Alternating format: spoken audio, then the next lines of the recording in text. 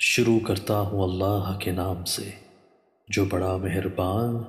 اور نہایت رحم کرنے والا ہے۔ حضرت ابو ہریرہ رضی اللہ تعالیٰ عنہ بیان کرتے ہیں،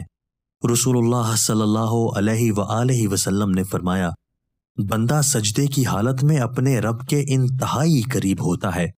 بس سجدے کی حالت میں زیادہ دعائیں کرو۔ حضرت ابو ہریرہ رضی اللہ تعالیٰ عنہ بیان کرتے ہیں، رسول اللہ صلی اللہ علیہ وآلہ وسلم نے فرمایا، جب ابن آدم آیت سجدہ تلاوت کر کے سجدہ کرتا ہے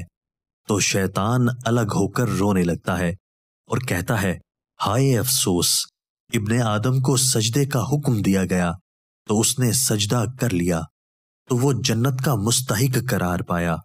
جبکہ مجھے سجدے کا حکم دیا گیا تو میں نے انکار کر دیا اور جہنم میرا مقدر ٹھہری۔